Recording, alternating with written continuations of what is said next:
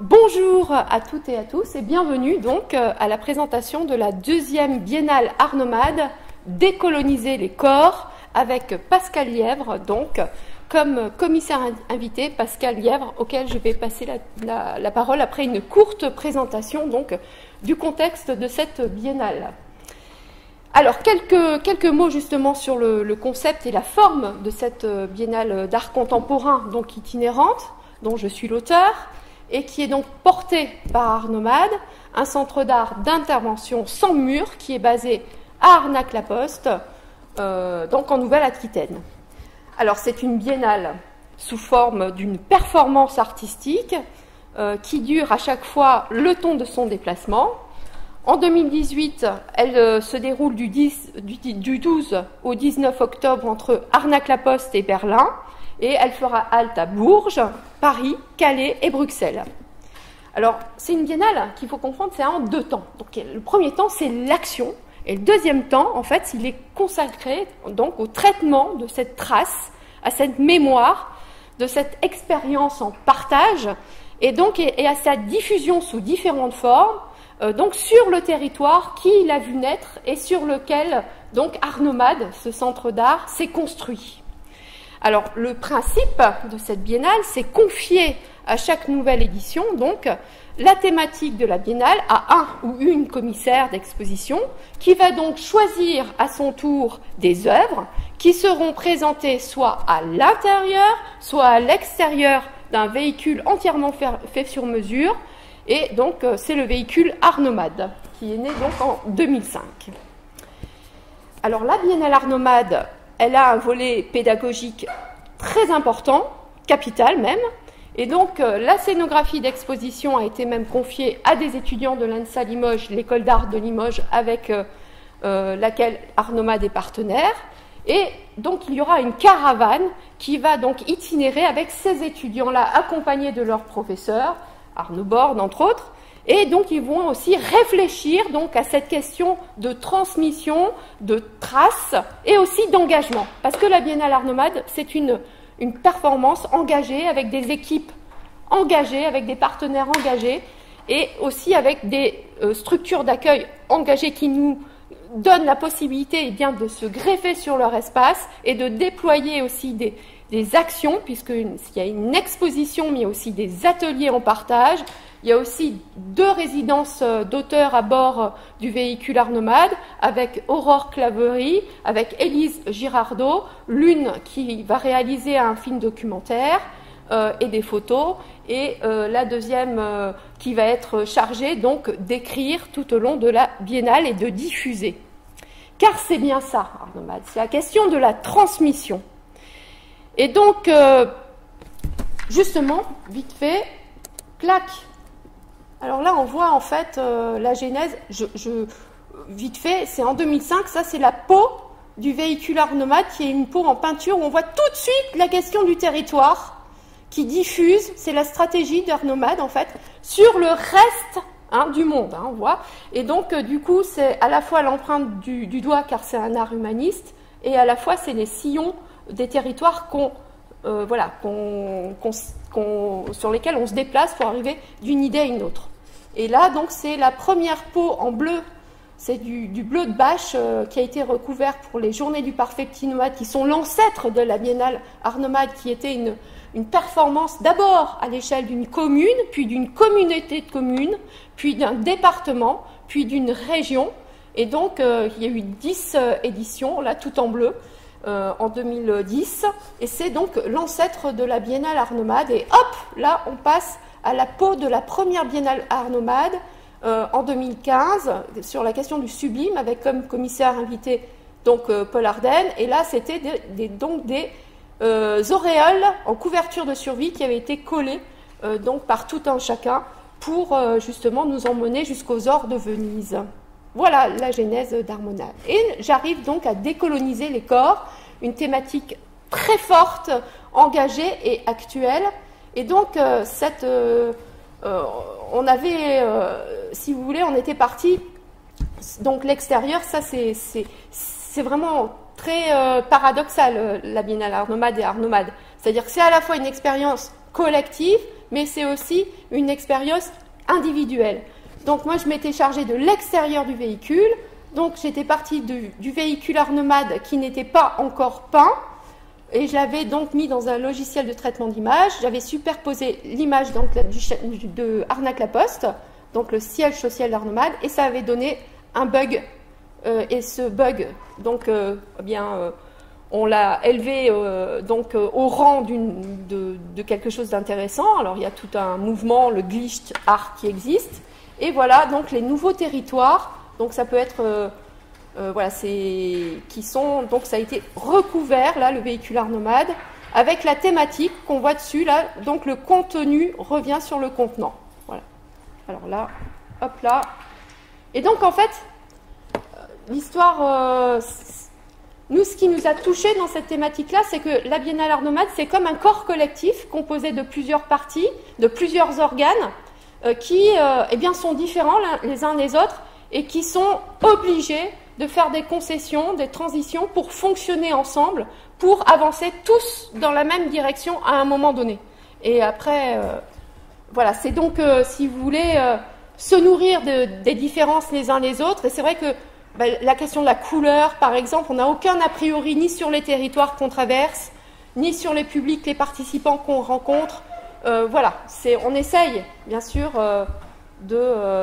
Et il est aussi question de décoloniser les espaces de création. Là, vous avez donc la première phase de recherche sur la scénographie donc, de la Biennale Art Nomade. La deuxième phase de recherche, donc toujours là sur le site de l'ENSA Limoges avec nos étudiants, où une première phase de couleur, l'intérieur du véhicule avait été traité avec un rose muqueuse qui s'est transformé en rouge sang, c'est-à-dire une couleur qui nous unit tous, quoi. Voilà. Et donc ici, c'est donc la réception de quelques œuvres, et bien sûr, on ne vous montrera pas tout l'ensemble de la Biennale avec tout ce qui est un travail très important d'administration, de gestion, de conservation des œuvres, de transport, parce qu'il faut que ces œuvres soient bien sûr très fortes pour résister dans l'espace public, mais aussi il faut qu'elles répondent aux contraintes de l'itinérance. Et voici donc Pascal Lièvre en train d'installer les œuvres avec, ce sont des fausses œuvres donc pour voir comment ça fonctionne, et une rencontre avec les voisins d'Arnac, la Poste, qui sont très curieux. Et voici donc le véhicule Art Nomade qui a été entièrement recouvert en plus par des gens au Palais-sur-Vienne qui ont craqué sur le projet à chaque fois et qui se sont vraiment engagés dans cette aventure. Voilà, donc maintenant je laisse la parole à Pascal Lièvre, que je remercie chaleureusement parce qu'il s'est engagé dans cette aventure sans... et vraiment avec une exposition. Oui, parce que nous on est sans filtre, voilà. Et donc merci vraiment. Et voilà. Et donc et merci à toutes les équipes qui sont là et à tous nos partenaires, parce que sinon il n'y aurait pas d'aventure artistique et humaine aussi forte, car elle est unique cette biennale. Voilà. Merci, Pascal.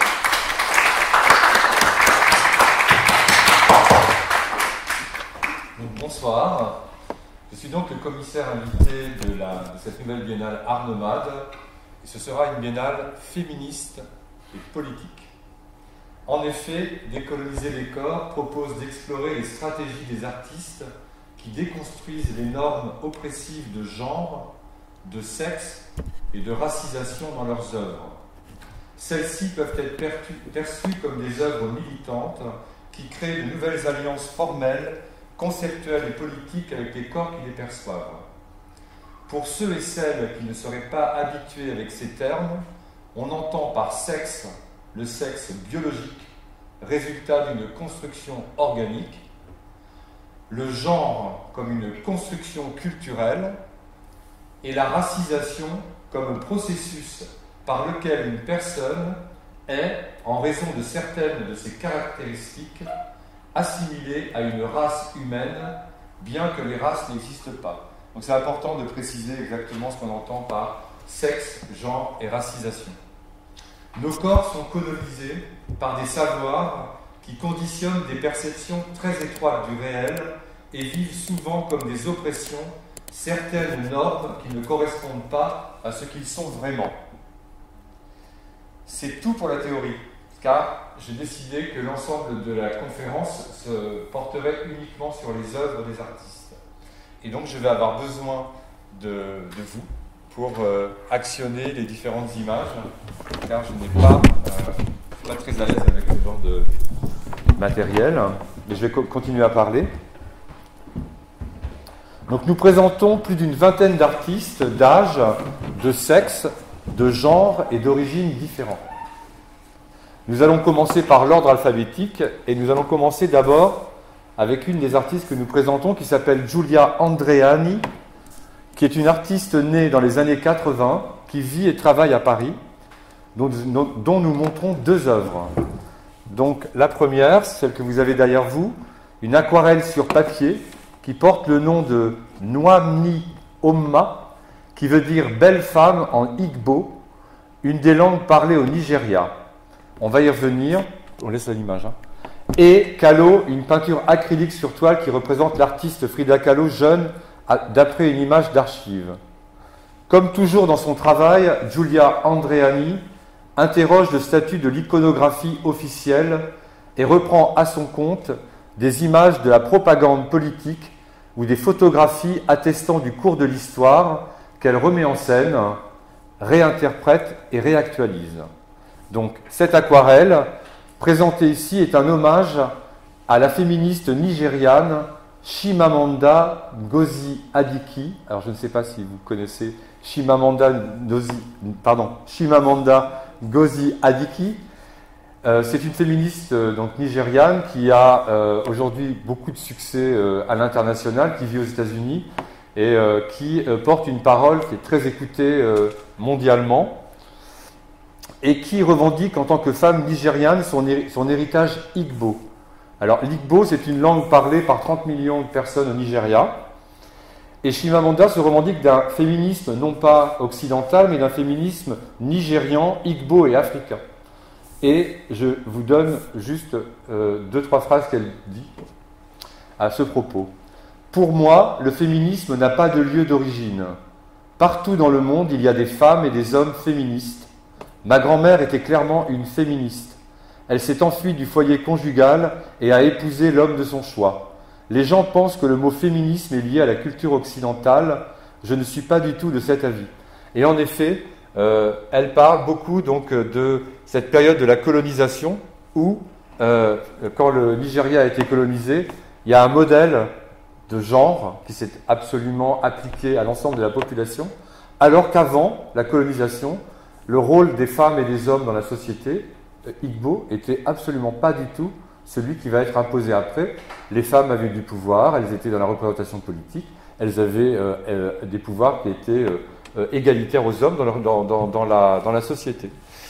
Donc je trouve cette aquarelle hyper importante dans l'histoire de décoloniser les corps, parce qu'en effet, Chimamanda Ngozi Adichie propose, elle, de puiser à un féminisme qui serait pré-colonial, et qui est un féminisme qui puise ses racines dans la culture où vivent ces femmes et ces hommes. J'ai écrit un peu, mais finalement, d'habitude, j'écris toujours mon texte et puis petit à petit, je déborde et je raconte après, je réinterprète les choses. Mais on va passer à la deuxième pièce que nous présentons. Alors voilà d'abord, une image de Chimamanda Ngozi Adichie. Entre autres, elle est connue parce que elle a fait une conférence qui s'appelle « We should all be feminists », nous devrions tous être des féministes, et cette vidéo sur YouTube a eu un succès absolument monumental. Donc la chanteuse Beyoncé a décidé de sampler une partie donc, de ce discours sur une de ses chansons, et ça a encore augmenté la visibilité de cette parole. Et Beyoncé d'ailleurs se réclame vraiment de ce féminisme africain et est très touché par l'application de Chimamanda Ngozi Adichie. On ne va pas peut-être passer autant de temps sur chacune des œuvres, mais c'est la première et elle me semble très importante car elle donne une couleur aussi à cette exposition. Donc la deuxième œuvre, c'est une œuvre donc de toujours Giulia Andreani, qui est le portrait de Frida Kahlo. Alors Frida Kahlo, elle est connue pour avoir fait elle-même beaucoup d'autoportraits, mais là finalement Giulia Andreani, elle, a travaillé à partir d'une image photographique d'archives représentant le corps encore tout jeune de Frida Kahlo. Et juste, je voudrais citer donc Frida Kahlo, donc, qui rejetait le rôle traditionnel assigné aux femmes de sa génération dans un lexique catholique et conservateur. Et voilà ce qu'elle disait à l'époque: je ne veux pas suivre le même parcours que toutes les autres femmes mexicaines, soumises, silencieuses. Non, moi je veux voyager, étudier, je veux la liberté, je veux le plaisir, je veux tous les plaisirs. Voilà. Donc ça aussi, c'est une revendication forte, et quelque part l'image de Frida Kahlo, qui est devenue une icône féministe dans l'histoire de l'art. Beaucoup d'artistes aujourd'hui s'inspirent finalement mais pas seulement que d'elle, hein. Enfin, il y a Anna Mendieta après et d'autres artistes. Mais disons que Frida Kahlo, dans l'histoire, se situe à un moment en tout cas où il y a une reconnaissance aujourd'hui de tout un tas de générations de femmes, notamment des femmes artistes, qui se revendiquent de ce travail-là. Nous allons passer ensuite à une autre œuvre. Alors, une œuvre de Laura Bautreau et Marine Fiquet, donc c'est la suivante, voilà, qui sont deux jeunes artistes françaises nées à la fin des années 80. Elles revendiquent le fait d'être à la fois un duo artistique, mais aussi un couple. Et ça leur pose beaucoup de problèmes. Leur travail est construit avec des éléments autobiographiques qu'elles mettent en scène dans des fictions où se trouvent mêlés des corps enfants avec des éléments de corps adultes, dans des situations étranges, entre effroi et désir. Laura Bautreau et Marine Fiquet constatent des résistances à penser les âges de l'enfance au sein d'un monde structuré par les rapports de domination et notamment de sexe. En effet, pendant l'enfance, la détermination de sexe est très importante, on peut voir dans les cours de récréation. Voilà ce qu'elles disent de leur travail. Notre champ d'action n'est pas celui de la nostalgie ou de la quête de l'innocence comme paradis perdu.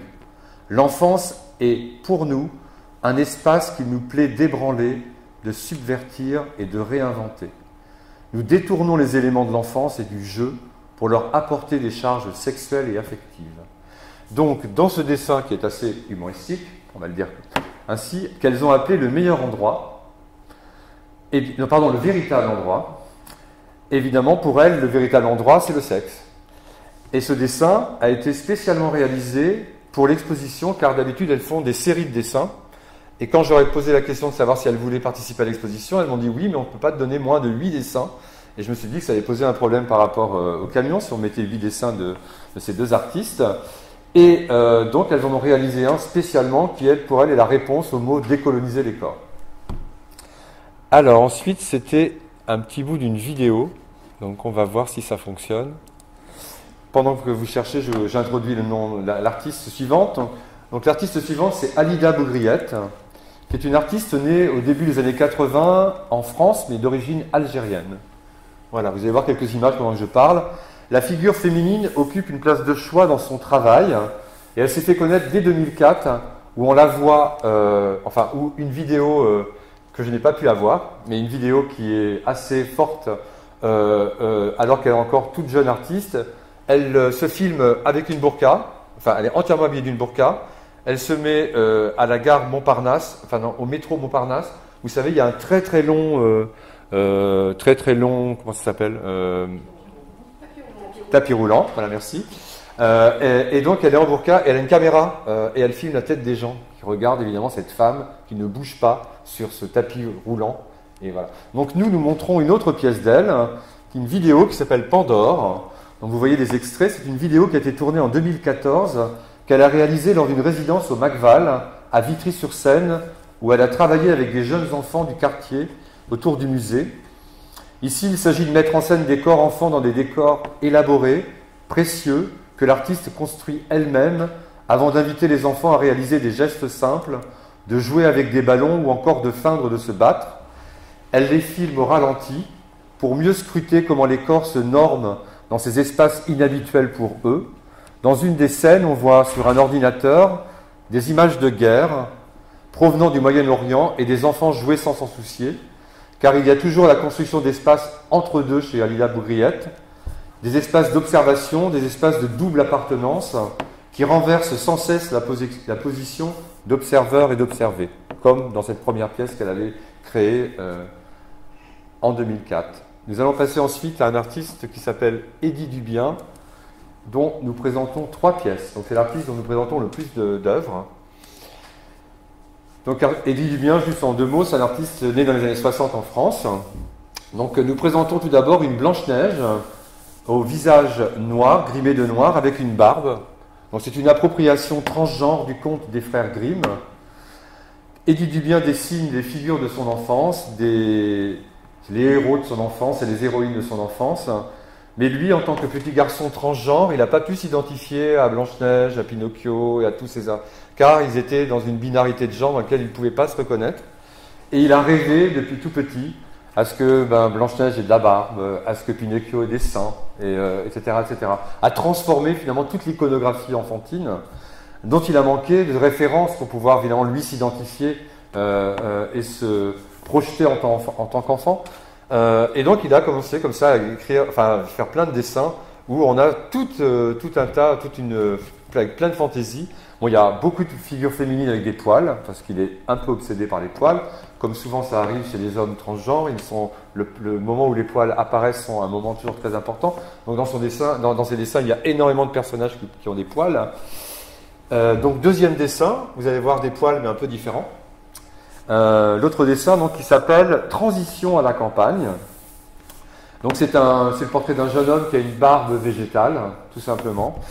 Et ça sera aussi le titre d'une conférence qu'il donnera à Bourges lors de notre première étape, qui s'appellera aussi Ma transition à la campagne. Comment il a fait une transition à la campagne? Tout simplement parce que Eddy nous dit que à partir du moment où il a affirmé qu'il était un garçon, alors que son corps disait qu'il n'était pas un garçon pour les autres, et qu'il est rentré dans cette histoire de transition, il a trouvé que les humains en général et les humaines n'étaient pas très réceptifs, voire étaient plutôt excluants. Et donc, il s'est retiré à la campagne et il a trouvé que la nature, qui elle est beaucoup plus plurielle, était beaucoup plus accueillante que les humains et les humaines.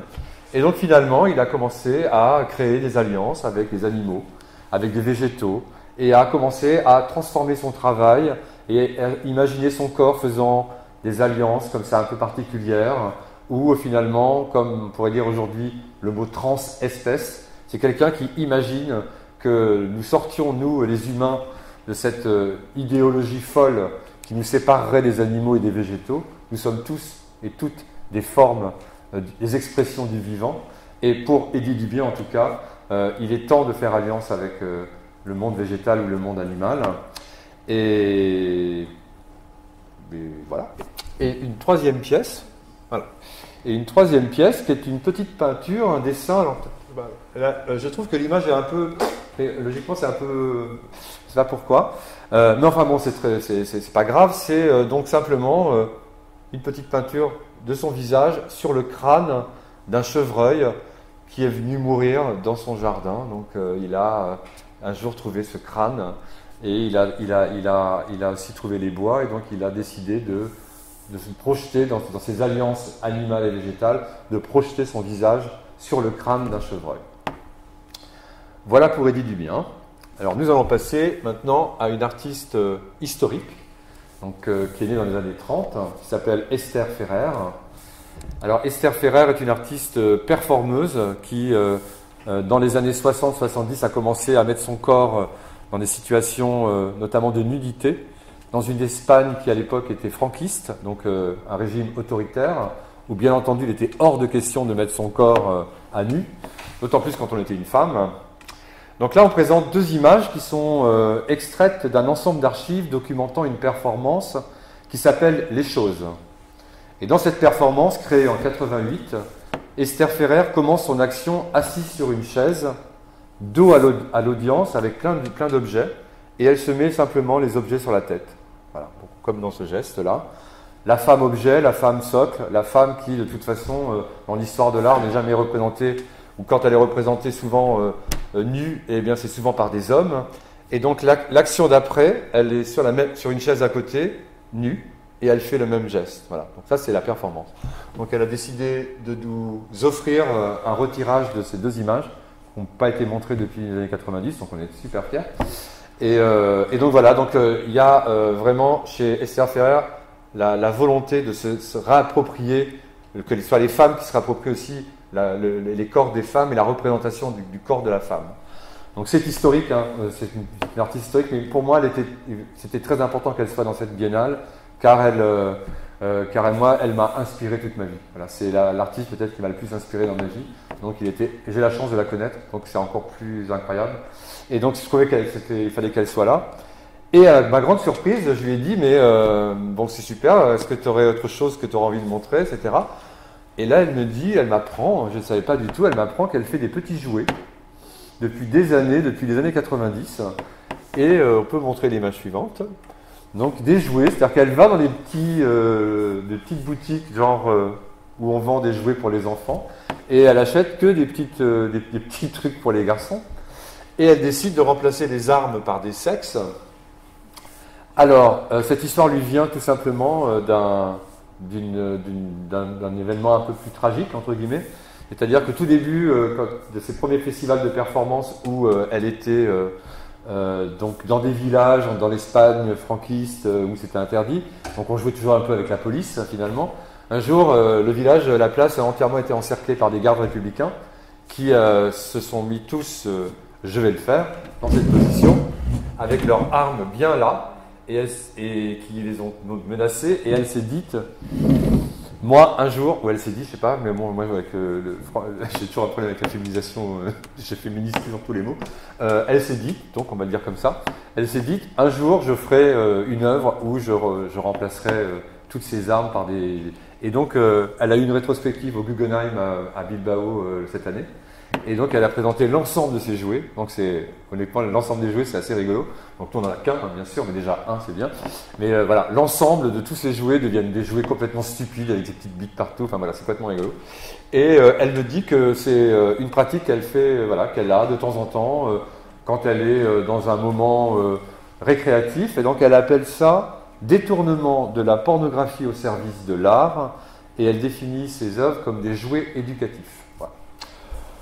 Ensuite, on va passer à une artiste qui s'appelle Pélagie Gbagidi, qui est une artiste, donc là ouais, c'est très mystérieux, hein, parce que vous verrez tout à l'heure dans l'exposition ce qu'il y a dans ce cahier. C'est une artiste qui est née dans les années 60 à Dakar, au Sénégal, et qui est d'origine béninoise, et qui vit et travaille à Bruxelles. Donc Pélagie Gbagidi pose la question de l'écriture au centre d'une pratique artistique engageant peinture, dessin, performance et installation. À la surface des pages d'innombrables carnets, son écriture se construit sous la forme de prises de notes au fil de ses lectures et de ses rencontres, de l'actualité et des émotions. Ce qui est important, c'est que Pélagie se définit comme une artiste griotte, qui n'hésite pas à fouiller le passé pour le confondre avec le présent et le futur. Donc quand je l'ai contactée pour l'inviter à cette biennale Décoloniser les corps, elle m'a dit « C'est incroyable, je suis en train de faire un cahier ». Bon, elle fait souvent des cahiers. Je suis en train de faire un cahier, et ce cahier s'appelle « Désaliéner les corps ». Désaliéner le corps-objet. Désaliénation, pardon, du corps-objet. Voilà. Donc elle me dit « Écoute, je suis en train de le faire. C'est à partir d'une résidence qu'elle a fait en Afrique du Sud, où elle a consulté les archives de l'apartheid, et à partir de là, elle a commencé à imaginer des corps qui pourraient simplement se désaliéner et prendre un cahier avec des lignes qui sont tellement normatives pour essayer finalement d'imaginer des corps qui sortiraient des lignes, et au fur et à mesure du cahier, les corps se déconstruisent et deviennent à la fin des petits points, des constellations, enfin quelque chose qui est complètement éclaté. Alors il y a une photo, mais elle n'est pas très bonne, mais on va quand même nous la donner. La mettre, par exemple, c'est un des personnages du début du cahier. Alors ensuite, Katia Camilli, donc c'est une vidéo. Ah bah marche, alors ça fonctionne, super. Donc quelques mots sur Katia Camilli, c'est une artiste née dans les années 70, d'origine algérienne, qui vit et travaille à Paris. Donc Katia Camilli s'intéresse au principe d'intégration qui repose, selon elle, sur la capacité d'un individu à s'intégrer au sein de la culture locale en réinterprétant les principes de cette culture à l'aune de sa propre expérience. L'acte de traduction est alors à la fois un moyen de transmission et de réinterprétation culturelle.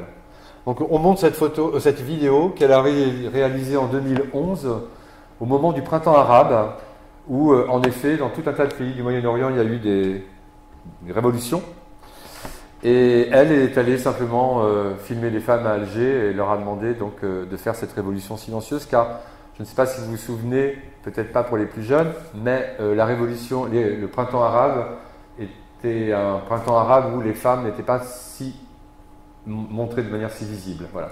Donc elle a essayé de faire un commentaire en tant qu'artiste sur justement le fait que les femmes sont silencieuses. Vous savez par exemple qu'en Égypte, une partie des femmes ont été violées, il y a des tas de problèmes avec les femmes dans l'espace public, même pendant ces révolutions. Et voilà, donc et je voulais que cette pièce vienne aussi quelque part signifier quelque chose sur ces révolutions silencieuses. Voilà. Alors on passe après à Kubra Khademi. Et Kubra Khademi, ça a été pour moi une découverte totale parce que grâce à cette biennale, j'ai pu lui donner un rendez-vous dans son atelier et alors que je ne pensais pas du tout qu'elle était peintre et qu'elle produisait des œuvres sur papier. On va attendre pour voilà, moi je la connaissais parce qu'il y a eu un scandale sur elle il y a quelques années. Alors elle a fait ses études à Pandore au Pakistan et elle a eu son diplôme et elle est née à Kaboul, donc elle est revenue à Kaboul et à Kaboul elle est performeuse et à Kaboul elle s'est dit moi je vais faire une performance et on va montrer juste quelques images de cette performance qui lui a valu donc des menaces de mort et une fatwa, donc elle a dû quitter le pays, elle a été accueillie en France. Donc quelques images donc, où elle s'appelle Armor, donc ça veut dire armure, et où elle porte simplement cette armure qui montre le corps d'une femme. Voilà. Et donc cette vidéo a été filmée par des téléphones, par des gens autour d'elle, etc. Et on va voir que très très vite ça suscite donc des insultes, des jets d'objets, et elle va devoir partir très très vite. Donc voilà. Donc, c'est une jeune femme extrêmement courageuse. Quand j'ai rencontré, voilà, elle a une patate absolument incroyable. Enfin, moi, je suis assez admiratif. Et donc voilà, voilà, donc ça s'arrête parce qu'il y a tellement de monde, il y a des hommes qui commencent à. Et donc voilà, donc elle a fait ça. Et donc ensuite, donc nous allons montrer une image. Voilà. Donc quand je suis arrivé en fin de compte dans l'atelier, je suis tombé sur ça.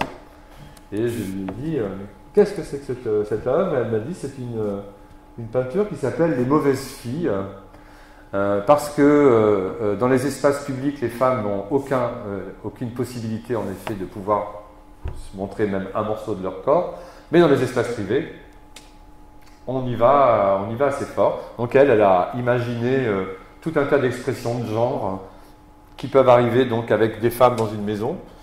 Et surtout, elle m'a raconté une histoire qui est assez, qui est pour elle, ce qui a déterminé qu'elle est devenue artiste, c'est qu'à l'âge de 6 ans, sa mère l'a amenée au hammam.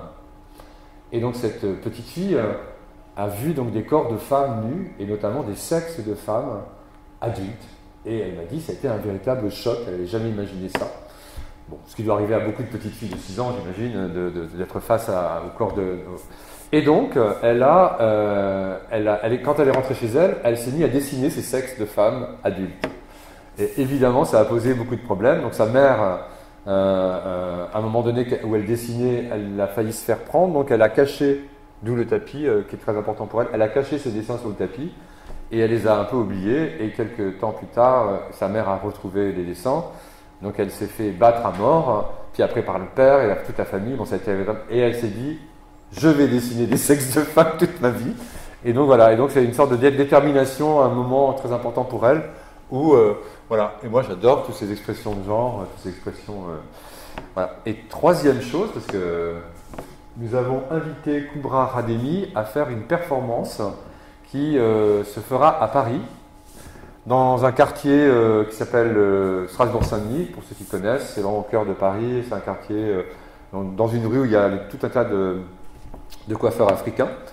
Et donc, il y a une performance d'elle que j'adore, que je trouve très belle et que j'ai jamais vue en vrai, j'ai toujours vu que des images, donc on va pouvoir montrer la vidéo, enfin des extraits, où Kubra Khademi se transforme en feu de signalisation. Vous allez la voir. Là, on ne voit pas vraiment très bien, mais peut-être que on va la voir mieux après. Et donc voilà, donc elle se met à des intersections et elle se positionne comme un feu de signalisation. Sauf que ce sont des femmes. Et la performance s'appelle Koubra et les bonhommes piétons. Voilà. Parce qu'elle m'a dit que quand elle est arrivée en France, elle pensait vraiment que toutes ces questions de l'espace public, de genre, tout ça, nous étions aucun problème. Et elle m'a dit que les premières fois qu'elle a vu ces bonhommes piétons, ça l'a un peu fait bondir et elle a décidé de ne pas traverser. Parce qu'elle attendait qu'on donne aussi, que les femmes apparaissent, elles n'apparaissaient pas. Donc voilà, donc je trouve ça à la fois léger, drôle, politique, c'est dans l'espace public, ça vient quand même poser des questions aussi sur comment est-ce que finalement les espaces publics sont encore genrés, comment ils sont genrés même dans des choses tout aussi bêtes et simples qu'un feu de signalisation, pourquoi finalement ce sont des hommes et pas des femmes, ou d'autres choses, hein, comme dirait Eddy, et pourquoi pas des chevreuils, et aussi des plantes. Donc voilà, pour Koubra Rademi.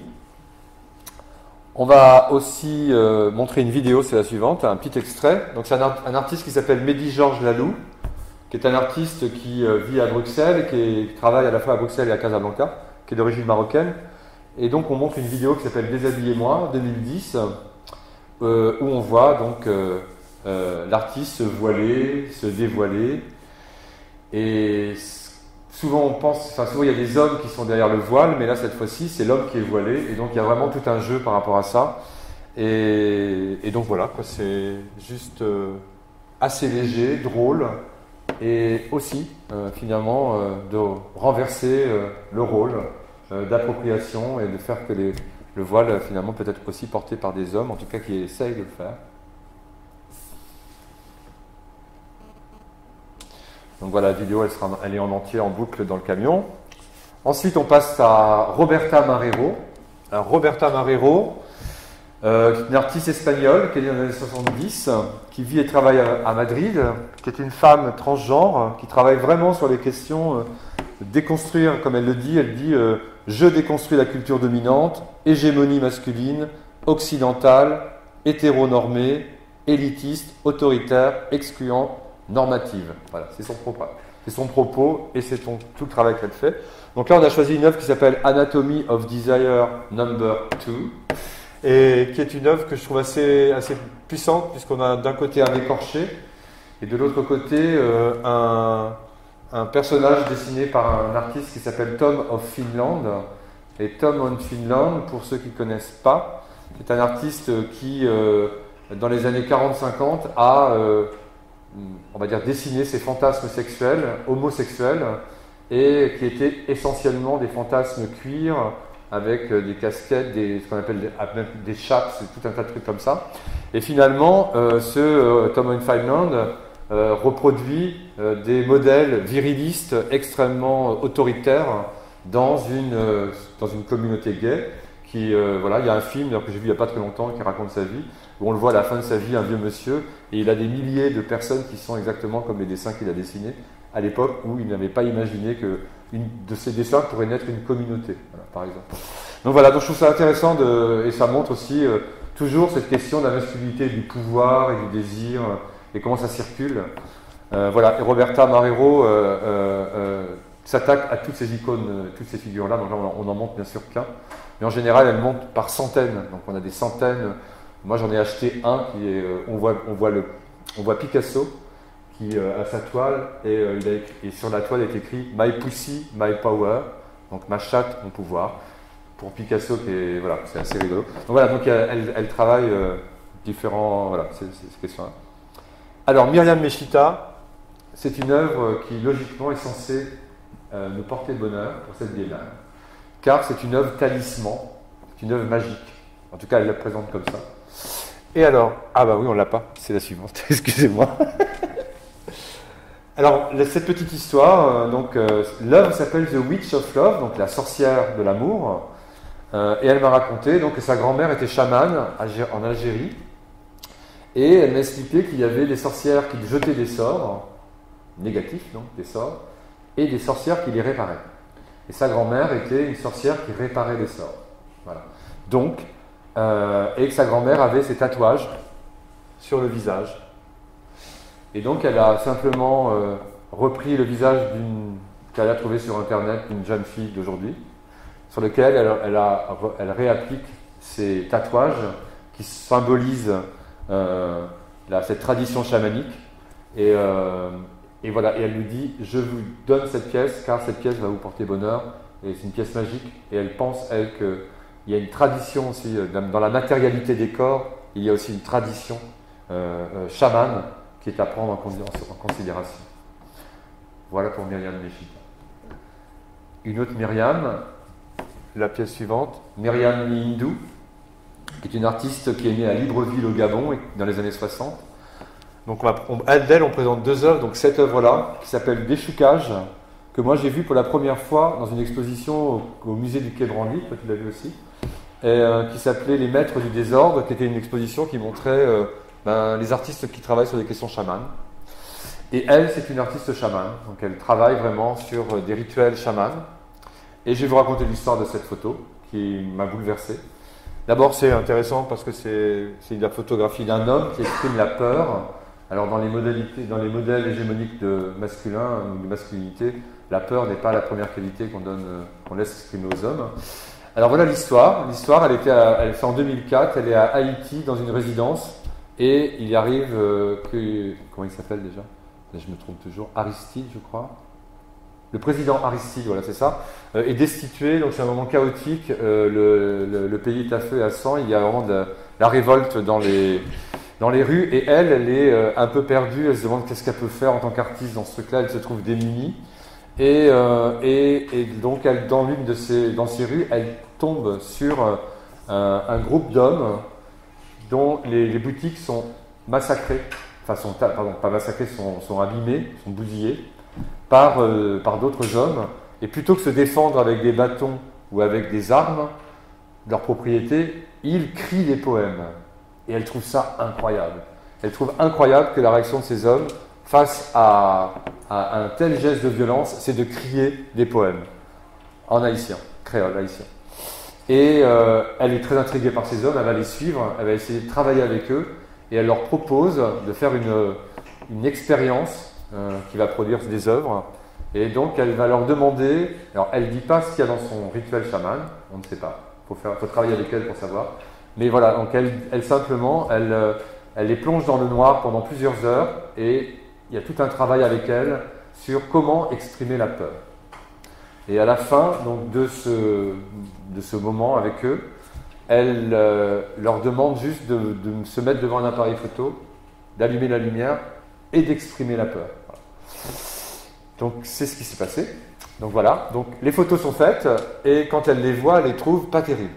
Elle est très déçue du résultat. Et voilà aussi pourquoi comment cette pièce s'appelle Déchoucage, car déchoucage, ça signifie que quand on jette une racine, c'est une expression haïtienne, quand on jette une racine en l'air, à l'endroit où elle retombe, elle repoussera toujours. Ça, c'est cette expression. Et donc, elle a oublié ses photographies dans son ordinateur. Et quelques années plus tard, quand le pays s'est calmé, la personne qui l'avait invitée dans cette résidence lui a demandé « Mais enfin, qu'est-ce que tu avais fait pendant ce temps-là? Tu m'avais dit que tu avais fait des photographies. Est-ce qu'on ne pourrait pas montrer ce travail aujourd'hui, alors qu'on peut le faire ?» Et donc, excusez-moi, ça m'arrive de temps en temps, j'ai des petits trous. Et donc, j'en étais. Ah oui, c'est ça. Et donc, elle regarde ces images sur son ordinateur, sur Photoshop, et elle fait un geste, et les photos deviennent toutes en négatif. Et à ce moment-là, elle dit voilà, c'est ça. C'est exactement ça, la peur, c'est exactement l'émotion dans laquelle. Et comme Myriam pense qu'il y a des processus cycliques chamanes de temps, elle m'a dit, mais finalement, il a fallu un nombre d'années important pour que cette racine qui avait été jetée, qui était ce travail, puisse, à un moment donné, reprendre racine par ce geste sur mon ordinateur. Ce que nous, on appellerait peut-être une erreur, une faute, une manipulation, mais qu'elle, elle, pense être le geste qui termine cette série et qui permet de pouvoir montrer ces hommes qui ont peur. Voilà. Une sacrée histoire. Et deuxième pièce, est-ce qu'on l'a? Ouais, c'est ça. Donc, donc ça, c'est un travail qu'elle fait actuellement. Il va y avoir une exposition bientôt aux Hungaries où elle a fait des centaines de mots. Donc elle prend du fil de cuivre et elle écrit tous les mots. Tous les mots qu'elle a gardés, comme elle dit, dans sa gorge et qui sont complètement bloqués là. Et qu'elle crache. Voilà, comme ça qu'elle exprime. Et je trouvais que le mot, je lui ai demandé un mot pour décoloniser les corps et elle m'a dit, écoute, celui-là, il est pas mal. Et je trouve aussi que indocilité par rapport aux questions des normes, soyons tous indociles, je pense que c'est un beau programme. Donc voilà, pour Myriam Lindou.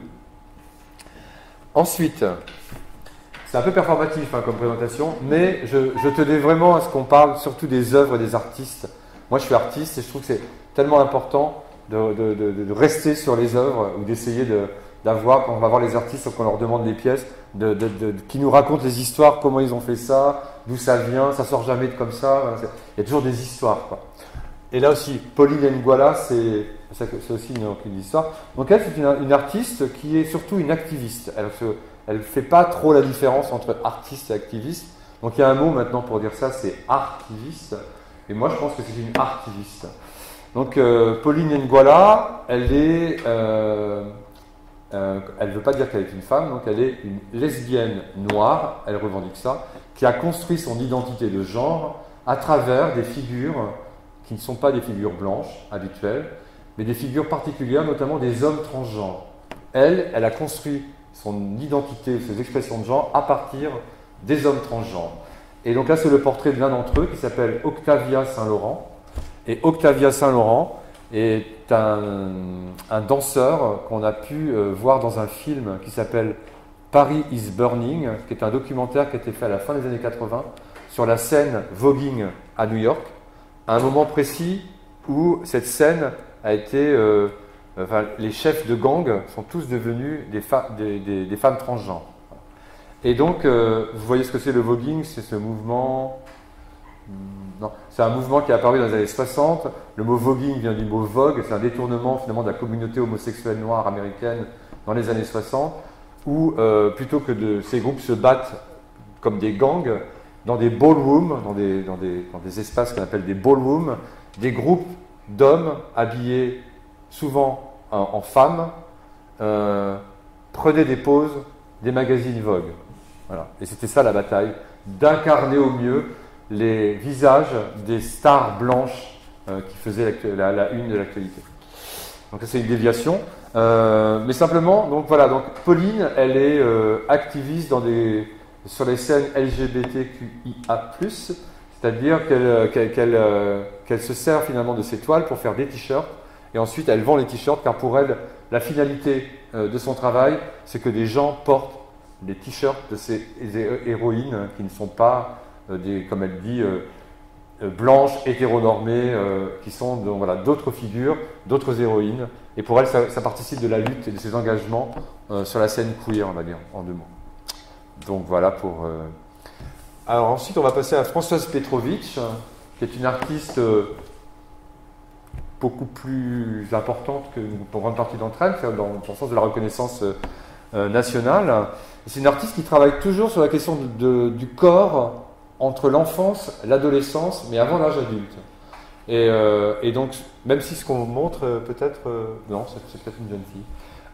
Et donc, elle travaille sur les expressions de genre. C'est-à-dire que le corps, dans ce moment-là précisément, est un corps qui est beaucoup plus instable, qui est un corps qui est beaucoup plus dans la recherche et la construction, et qui, peut-être, en tout cas dans ses peintures et ses dessins varie dans on va dire ça, des expressions de genre. Et il y a toujours une mélancolie dans son travail, car pour elle, ce moment-là est un moment mélancolique, c'est un moment de perte de l'enfance, c'est un moment donné où aussi tout ce qu'on a appris sur tuer un petit garçon, tuer une petite fille dans l'enfance, se trouve être beaucoup moins simple et beaucoup moins précis, et qu'il y a beaucoup de corps qui, à ce moment-là, n'arrivent plus à coller à cette binarité sexuelle qui est enseignée souvent dans les écoles et donc dans le temps de l'enfance.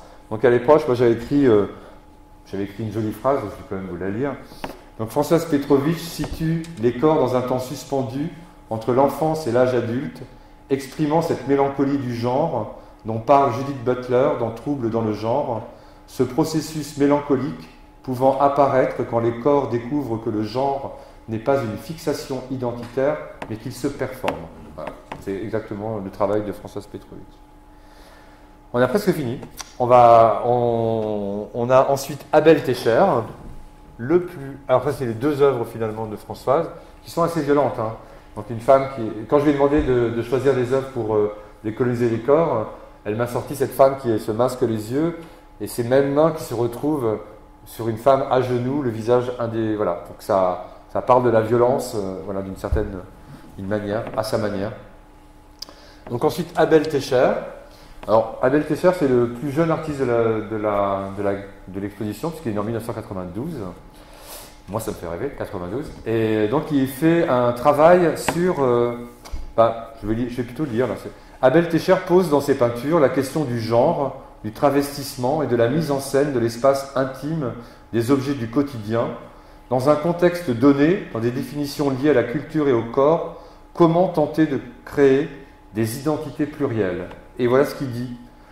Quand je lui ai demandé de qualifier ce travail, il m'a dit « Mon corps est tantôt une investigation, tantôt un espace onirique, un terrain de jeu. » Et c'est vrai que Abel se sert finalement de la peinture, qui est un médium relativement classique, comme un miroir. C'est-à-dire que chacune de ses peintures, il essaie d'exprimer une expression de genre, entre la polarité homme et la polarité femme. Il est dans cet entre-deux où il expérimente des visages de lui, des représentations de son corps, voilà. Et il me dit qu'il apprend, c'est comme un apprentissage pour lui, et de voir et de construire ces différentes facettes plurielles de ce qu'il pourrait être, et constitutif finalement donc de finalement une pluralité de genres qu'il a envie ou qu'il essaye d'expérimenter. Mais ce qui est intéressant, c'est qu'il se sert de la peinture pour le faire. Voilà. Donc là, c'est une commande, hein, on lui a dit décoloniser les corps, et il nous a dit je vais vous faire une peinture spéciale pour vous. Et je dois avouer que j'étais un peu surpris quand j'ai reçu l'œuvre. Je n'avais pas imaginé qu'il se raserait la tête, qu'il aurait ces quelques cheveux qui traînent. Donc peut-être que décoloniser les corps pour Abel Técher, c'est passer par cette nudité totale. Voilà, on a bientôt fini. Il reste encore Nicole Tran Ba Vang, qui elle est une artiste d'origine vietnamienne qui vit et travaille à Paris. Alors ça, c'est une œuvre qui est un collodion humide. Moi, je ne savais pas ce que c'était qu'un collodion humide avant. Donc c'est une photographie sur verre selon un procédé qui date du milieu du 19e siècle. C'est-à-dire qu'avant comment dire, que les photographies soient sur papier, elles étaient gravées sur verre. En tout cas, c'était une des possibilités. Et je vais vous lire le titre de l'œuvre, car le titre de l'œuvre est particulièrement long. Et j'avoue que j'étais très surpris quand j'ai reçu aussi le titre de l'œuvre. Donc voilà le titre de l'œuvre, qui est une citation d'une écrivaine qui s'appelle Ursula Le Guin, qui est une écrivaine américaine qui écrit de la science-fiction et qui est féministe. Et voilà le titre. Donc le titre c'est « J'étais encore incapable de voir les êtres de cette planète comme ils se voient eux-mêmes. Je m'y efforçais, mais sans réussir à autre chose qu'avoir en chaque habitant d'abord un homme, ensuite une femme, également gêné de le ranger artificiellement dans l'une ou l'autre de ces catégories, si étrangères à sa nature et si essentielles à la mienne. » Voilà, c'est un des titres les plus longs que j'ai fait. Donc Nicole Tran Ba Vang s'est fait connaître avec des images paradoxales dans lesquelles elle déshabille ses modèles en les habillant d'une seconde peau. Donc là, par exemple, elle a imaginé un vêtement. Ce vêtement est un vêtement particulier puisqu'il il représente des chairs flasques, des chairs différentes. Et elle travaille beaucoup sur la standardisation dans la mode des corps des femmes qui sont complètement normés. Et elle fait porter à ces femmes qui ont des corps presque anorexiques ces vêtements complètement étranges. Et donc elle a aussi s'est fait connaître aussi en faisant des photographies que peut-être vous avez vues, qui sont des photographies où on voit des femmes qui ouvrent des fermetures éclairs de peau et pour montrer une autre peau en dessous. Donc voilà. Donc elle travaille vraiment sur ces questions-là. Et là, elle voulait présenter cette œuvre dans cette exposition, car elle me dit, mais comme c'est une image qui est traitée de manière ancienne, on ne sait pas si ce corps a existé ou c'est un corps futur. La temporalité est effacée. Et c'est ce qui lui permettait, ce qui comptait pour elle dans cette œuvre. Et nous arrivons avec le dernier artiste, Florian Varenne, Alors Florian Varenne, c'est un artiste très jeune aussi, puisqu'il est né en 89. Un jeune artiste français qui s'est intéressé très très tôt aux vêtements et comment est-ce que le vêtement est genré finalement. Et notamment, il a fait beaucoup d'études sur le vêtement au Moyen-Âge et à la Renaissance, et comment notamment le col apparaît à la Renaissance pour devenir un élément de pouvoir. Plus le col est important, et on le voit dans pas mal de peintures de cette époque, plus le col est important, plus le col signifie son importance au niveau du pouvoir. Donc, il remarque simplement qu'aujourd'hui, quand on regarde les personnes les plus riches de la planète, ce sont majoritairement des hommes, et ces hommes sont souvent habillés de costumes. Et donc voilà, sa proposition, donc ça s'appelle un hiérarque, il appelle ça un bas-relief, et donc il retravaille les vestes d'hommes qu'il découpe, qu'il coud, et qu'il présente un peu comme des trophées d'une masculinité hégémonique puissante, qui est celle sûrement à dégommer, en tout cas, ça c'est mon interprétation, en tout cas qui est, là je pense que s'il voit la vidéo il ne va pas être content, donc pardon Florian, et voilà, et donc c'est vraiment cette question des modèles de masculinité hégémonique qui sont remis en question, notamment association entre donc modèles de masculinité et de pouvoir. Il y a pas mal de personnes qui voient aussi un sexe féminin. Donc il trouve que c'est le moment où le corps, où le vêtement prend corps et trahit même le sens même de ce qu'il pouvait être au départ pour devenir autre chose. En tout cas, c'est sa proposition à lui, plastique. Juste quelques mots pour dire qu'en plus de tout ça, donc il y aura dans les étapes de cette biennale différents moments. Donc j'ai déjà parlé de cette conférence d'Eddie Dubien sur ma transition à la campagne. Il y aura une autre conférence à Berlin d'un artiste qui s'appelle Kay Garnelen, qui n'est pas seulement qu'artiste, il est activiste. Il est sur tous les champs, il est activiste, il est dans des associations de défense de personnes migrantes. Il est, voilà, j'ai dit artiste, activiste et surtout producteur de films pornographiques où il n'y a que des hommes trans, car il me dit que aujourd'hui l'essentiel des jeunes gens apprennent la sexualité via la pornographie sur Internet et qu'il n'y a quasiment pas d'hommes trans, donc les hommes trans n'existent pas. Comme ils ne sont pas visibles, ils n'existent pas. Et que finalement, lui, un de ses combats, c'est la visibilité des hommes trans, puisqu'il c'est un homme trans. Et donc voilà, et donc il travaille sur tous ces champs. Et on trouvait, nous, que pour cette biennale qui à la fois pose des questions artistiques, comment les artistes créent des œuvres qui peuvent être des œuvres militantes, et d'autre côté, les activistes, et souvent comment les activistes et les artistes, finalement, peuvent se rejoindre, même dans des expressions formelles, même plastiques, voire des performances ou des actions d'activistes sont souvent très proches, dans la manière même de les construire. Simplement, ils sont dans des champs qui ne sont pas toujours si proches. Voilà, donc Kay Garnelen va nous faire une conférence où il va nous parler de ces différents champs d'action. Et il nous dit à chaque fois, de toute façon, où que soit mon corps, il devient politique. Donc c'est un programme en soi. Et il y aura aussi à Paris une chorale de queer qui s'appelle Hot Body Chords, une chorale d'une quinzaine de jeunes femmes queer qui chantent des chansons à partir de collages de textes féministes. Donc ça sera, je pense, un moment très joyeux. Et puis voilà. Et puis je pense que le programme sera relativement chargé. Nous allons filmer ces conférences, ces performances, car il nous semble important de pouvoir faire partager ça à ceux qui ne pourront pas être présents. Donc sur les réseaux sociaux, sur le blog de la Biennale Art Nomade, on va vraiment essayer de constituer des archives qui nous semblent importantes. Il y aura donc aussi invité donc Élie Girardot, qui est commissaire invité, qui est auteur, qui va chaque jour donner son point de vue sur la Biennale en toute liberté et écrire un texte qui sera donc tous les jours aussi sur le blog. Et il y aura un film fait par Aurore Claverie qui va, elle, suivre le projet dans sa globalité et qui restituera dans un deuxième temps un film qui retracera, j'imagine, la Biennale. J'espère que j'ai oublié personne. Je remercie tout le monde. Je remercie de m'avoir invité dans cette expérience qui n'est pas habituelle pour moi. Moi, j'ai jamais géré un projet pareil. Donc, j'ai découvert beaucoup de choses. Je voulais juste spécifier une dernière chose, c'est que dans les différents endroits où nous allons aller, nous allons faire une halte à Calais pour montrer, nous voulons nous rapprocher des personnes migrantes. Et à Calais, c'est un endroit, une ville particulière où il y a beaucoup d'associations qui aident les migrants. Et voilà, et donc nous allons montrer notre exposition à Calais.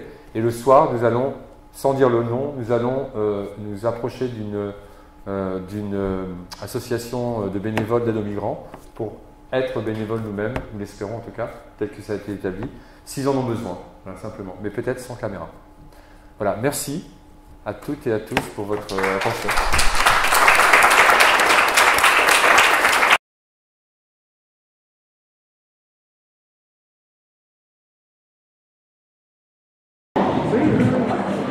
Le genre, encore une fois, le genre, vous restez là, je vous montre le suivant. Est, avec nous.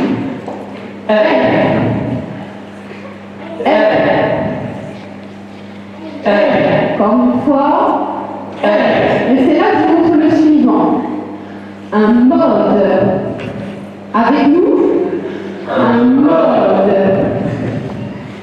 Un mode. Un mode. Encore une fois. Un mode. Restez là, je vous montre le suivant. D'ordonnancement. Avec nous. D'ordonnancement. D'ordonnancement.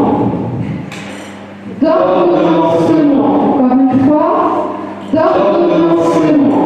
Restez là, je vous montre le suivant. De là. Avec nous. De là.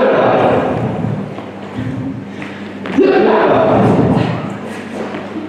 De là. Encore une fois. De là.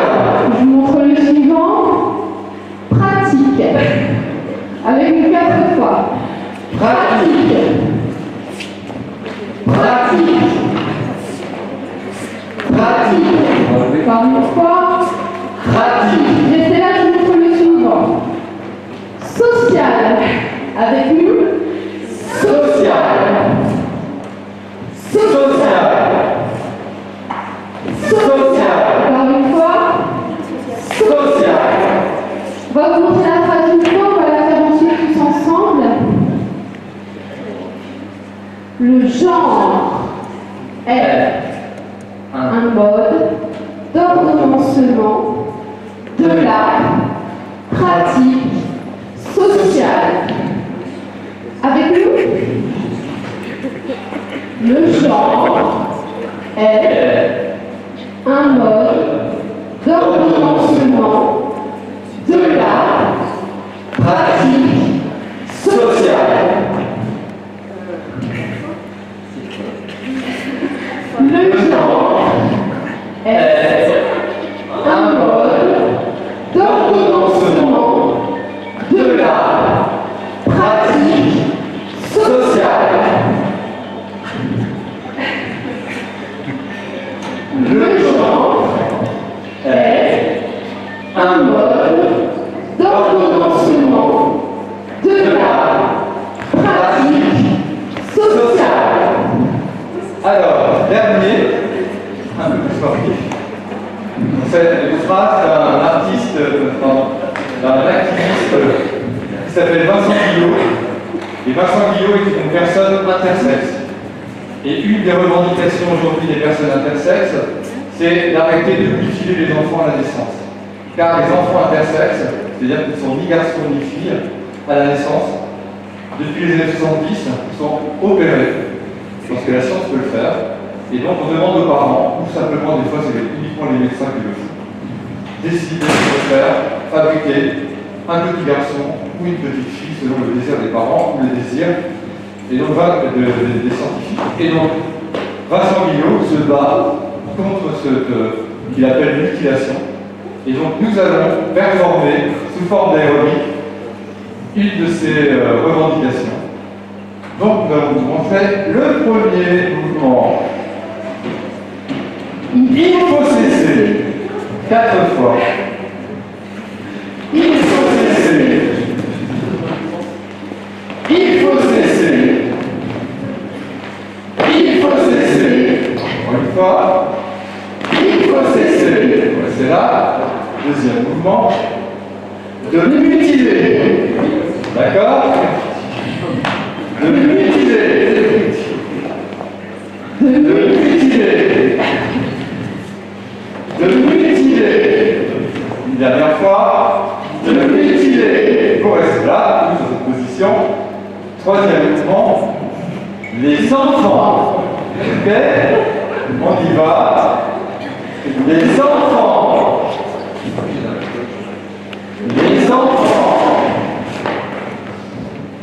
Les enfants. Encore une fois. Les enfants. On va se là tous. Intersexe. Ok? Intersexe. Intersexe. Intersexe. Encore une fois. Intersexe. Dernier mouvement. En France. On y va. En France. En France. En France. Dernière fois. En France. Donc on vous demande la phrase en entier. Et après, vous faites avec nous 4 fois. Donc c'est. Il faut cesser de mutiler les enfants intersexes en France. On y va? Il faut cesser de mutiler les enfants intersexes en France. Ça fait chaud, hein? Il faut cesser de mutiler les enfants intersexes en France. Alors une dernière fois, pour Vincent Guillot, on va le faire très fort. On y va? Il faut cesser de mutiler les enfants intersexes en France. Merci.